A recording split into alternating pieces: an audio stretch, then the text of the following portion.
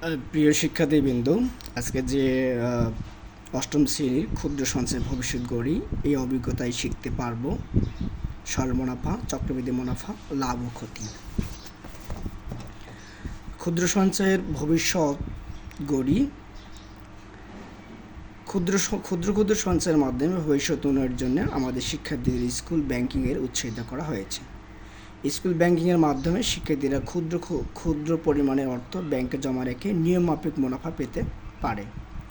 বিভিন্ন সময়ে সঞ্চয়ের যথাযথ হিসাব রাখা এবং সঞ্চয় বিনিয়োগের মাধ্যমে মুনাফা নির্ণয় করার জন্য গাণিতিক হিসাব জানা গুরুত্বপূর্ণ। এই অধ্যায়ে আমরা সঞ্চয় হিসাব রাখা এবং মুনাফা নির্ণয়ের পদ্ধতি আলোচনা করব। অষ্টম শ্রেণীর শিক্ষার্থী শান্তা মাঝে মধ্যে তার মা, বাবা ও নিকটাত্মীয়ের কাছ থেকে উপহার হিসেবে কিছু টাকা হাতে পায়।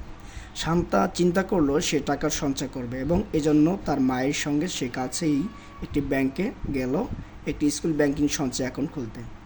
ব্যাংক কর্মকর্তাকে শান্তা বলল সে একটি অ্যাকাউন্ট খুলতে চায় এবং সেখানে সে প্রতি মাসে 200 টাকা সঞ্চয় করতে চায়। ব্যাংক কর্মকর্তা জানালেন যে হিসাব খুলতে তাকে প্রয়োজনীয় কাগজপত্র এবং প্রারম্ভিক 100 টাকা জমা দিয়ে অ্যাকাউন্ট খুলতে হবে। সেই সঙ্গে প্রথম মাসের কিস্তি বাবদ আরও 200 টাকা জমা দিতে হবে। এরপর প্রতি মাসের কিস্তি 200 টাকা নিয়মিত জমা দিতে হবে। এই জমা টাকার উপরে ব্যাংক 7% হারে মুনাফা যোগ হবে। এই মুনাফার হার পরিবর্তন হতে পারে। শান্তা ব্যাংকের নিয়ম মেনে একটি সঞ্চয়ী স্কুল ব্যাংকিং অ্যাকাউন্ট খুলল। তুমি কি জানো কিস্তি কী এবং 7% হারে সরল মুনাফা কী? নির্দিষ্ট সময় পর পর যে টাকা জমা দিতে হবে সেটিই হলো কিস্তি। তাহলে আমরা এখান থেকে বুঝতে পারছি নির্দিষ্ট সময় পর পর যে টাকা জমা দিতে হবে সেটি হলো কিস্তি। 7% হারে মুনাফা অর্থ হলো 100 টাকা জমা রাখলে 1 বছর পর ব্যাংক তাকে 60 টাকা মুনাফা দেবে। তুমি কি বলতে পারবে প্রথম মাসে শান্তার মোট জমা কত? এখানে আমরা বলতে পারবো প্রথম মাসে শান্তার জমা 100 টাকা, ব্যাংক অ্যাকাউন্ট খুলতে 100 টাকা এবং প্রতি মাসে জমা দিয়েছে সে 200 টাকা। তার টোটাল হবে 300 টাকা।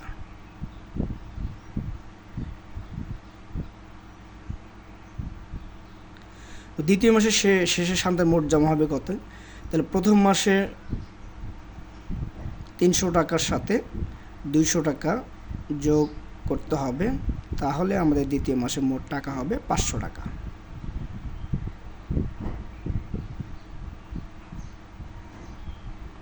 তৃতীয় মাসের শেষে শান্তার মোট জমা হবে কত হবে? দ্বিতীয় মাসের প্রথম এবং দ্বিতীয় মাসের মোট মিলে 500 টাকার সাথে 200 টাকা যোগ দিলে 700 টাকা হবে। তৃতীয় মাসে মোট জমা করতে হবে 700 টাকা।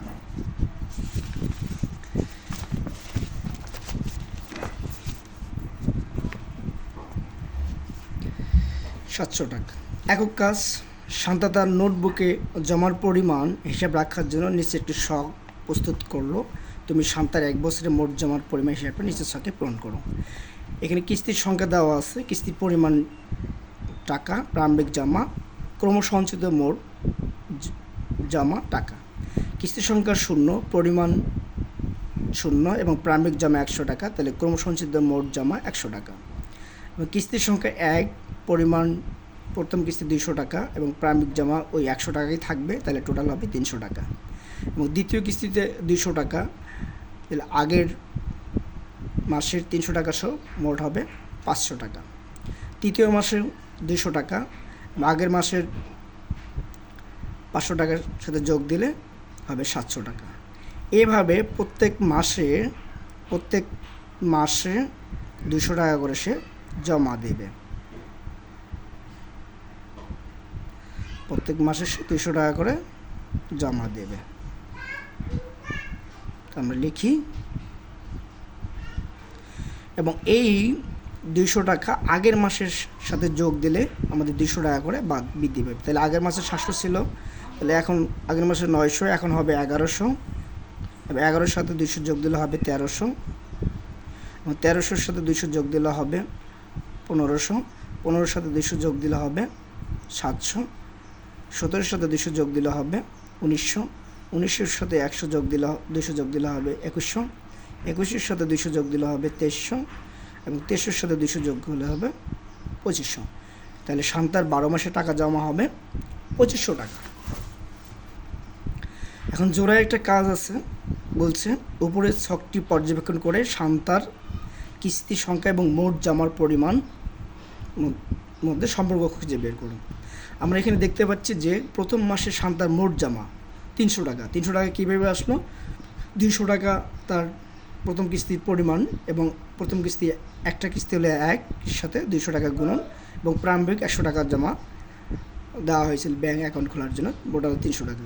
দ্বিতীয় মাসে তাহলে আগের মাসের যে 300 টাকা হয়েছিল, তাহলে আগের মাসের দ্বিতীয় মাসে তাহলে টাকা হবে এই কিস্তির পরিমাণ 200 এবং কিস্তির সংখ্যা হবে 2, তাহলে হচ্ছে 2 4 200 400 আর যোগ হবে 100 500 টাকা। তৃতীয় মাসে শান্তার মোট জমা হবে 700 টাকা, সেটা হচ্ছে কিস্তির সংখ্যা 3 এবং মোট কিস্তি 3, তাহলে 3 দুগুণে 600 আর 100 700 টাকা। এইভাবেই দেখা যাচ্ছে, তাহলে দেখা যাচ্ছে যে শান্তার কিস্তির সংখ্যা ও মোট জমার সম্পর্কটা এরকম: মোট জমা সমান সমান কিস্তির পরিমাণ গুণন কিস্তির সংখ্যা যোগ প্রারম্ভিক জমা। তাহলে আমার জমা তোমার লেখা সম্পর্কটির সঙ্গে তোমার অন্যান্য সবারদের লেখা সম্পর্কটি মিলিয়ে দেখো, যদি না মিলে তাহলে বুঝতে পারবে কারো ভুল হয়েছে। এমন অবস্থায় নিজের আলোচনা করো এবং শ্রেণীকক্ষে সিরিয়ে সংশোধন করো। এখানে আমার লেখা সম্পর্কটির সাথে আমার অন্যান্য সহপাঠীদের লেখা সম্পর্কটি মিল পেয়েছি কিংবা মিল আছে, এভাবে লিখতে হবে। তুমি কি সম্পর্কটি একটি গাণিতিক সমীকরণে প্রকাশ করতে পারবে? যদি আমরা শান্তার কিস্তির সংখ্যা x এবং কিস্তির পরিমাণকে m এবং প্রারম্ভিক জমাকে c এবং মোট জমাকে y ধরে নেই, তাহলে আমরা লিখতে পারি এইভাবে। তাহলে মোট জমাটাকে y, তাহলে হচ্ছে এদিকে হচ্ছে m সমান সমান হচ্ছে কিস্তির পরিমাণ এবং x হচ্ছে কিস্তির সংখ্যা যোগ c, অর্থাৎ মোট জমা সমান সমান কিস্তির পরিমাণ গুণন কিস্তির সংখ্যা যোগ প্রারম্ভিক জমা। এই সমীকরণটি ব্যবহার করে শান্তার যে কোনো মাসের মোট সঞ্চয় বা জমার পরিমাণ নির্ণয় করা যায়। যেমন 14তম মাসে শান্তার মোট জমার পরিমাণ হবে, এখানে y সমান সমান m into X plus C, তাহলে এম এর মানে কিস্তির পরিমাণ হচ্ছে 200 এবং কিস্তির সংখ্যা হচ্ছে 14 যোগ 100, তাহলে 200কে 14 দ্বারা গুণ করলে হবে 14 গুণ 2800 আর যোগ 100 2900 টাকা। এই সমীকরণ ব্যবহার করে শান্তার 16 মাস এবং 23 মাস পর মোট কত সঞ্চয় হবে তার নিচের সাথে লেখো। কিস্তির সংখ্যা দেওয়া আছে এখানে 16। তাহলে আমরা জানি মোট জমার পরিমাণের সূত্র হচ্ছে y সমান সমান এম গুণন এক্স প্লাস সি। এখানে এম সমান সমান হচ্ছে 16 এবং এক্স হচ্ছে কিস্তির পরিমাণ 200, তাহলে 16কে 200 দিয়ে গুণ করলে হচ্ছে 32, তার সাথে 100 যোগ করলে হবে মোট y সমান সমান হবে 3300। একইভাবে y সমান সমান M X plus C Y, এখানে এম এর পরিমাণ হচ্ছে কিস্তির সংখ্যা হচ্ছে 23 এবং কিস্তির পরিমাণ হচ্ছে 200, তাহলে 23কে 200 দ্বারা গুণ করলে হবে 4600, তার সাথে 100 যোগ করলে তাহলে y সমান মোট সমান সমান 4700। সরল মুনাফা। ব্যাংকিং সঞ্চয় হিসাব করলে নির্দিষ্ট হারে মুনাফা পাওয়া যায়। যেহেতু শান্তা নিয়মিত ব্যাংকে সঞ্চয় করে, তাই সে ব্যাংক থেকে মুনাফা পাবে। মুনাফা 2 ধরনের হতে পারে, সরল মুনাফা এবং চক্রবৃদ্ধি মুনাফা। আমরা প্রথমে সরল মুনাফা তারপর চক্রবৃদ্ধি মুনাফা হিসাব করব এবং দেখব কোন ধরনের মুনাফার শান্তার অধিক লাভ হতে পারে।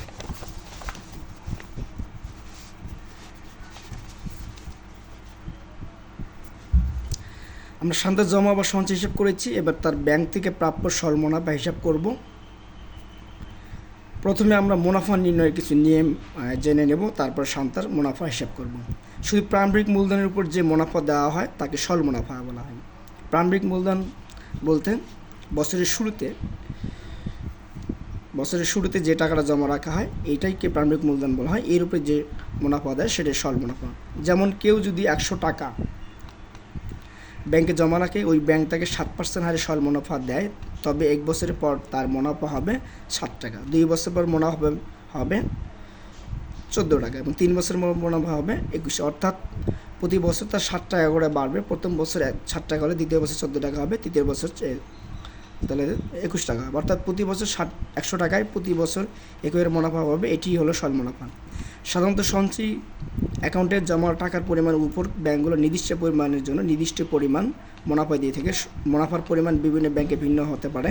যদি কোনো ব্যাংকে সরল বলে যে তারা 7% মুনাফা দেয়, তাহলে এই অর্থ দাঁড়াবে 100 টাকা জমা করলে তারা 1 বছরে 7 টাকা মুনাফা দিবে। নিচে উদাহরণ দেওয়া হলো। উদাহরণ 1, 7% হারে মুনাফা।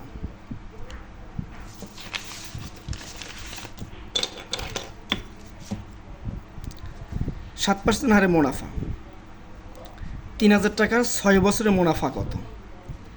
সমাধান এখানে দেওয়া আছে। এখানে আমরা যদি মুনাফার হার সমান সমান মুনাফার হার 7/100, আসল হচ্ছে 3000 টাকা, সময়কাল হচ্ছে 600, সময়কাল 6 বছর, সময়কাল 6 বছর। সমাধান 100 টাকার 1 বছরের মুনাফা 60 টাকা, সুতরাং 1 টাকার 1 বছরের মুনাফা কম হবে, তাই আমরা এটাকে ভাগ করে দিয়েছি। 7 থাকবে উপরে এবং 100 থাকবে নিচে, 7 হবে লব হবে 100।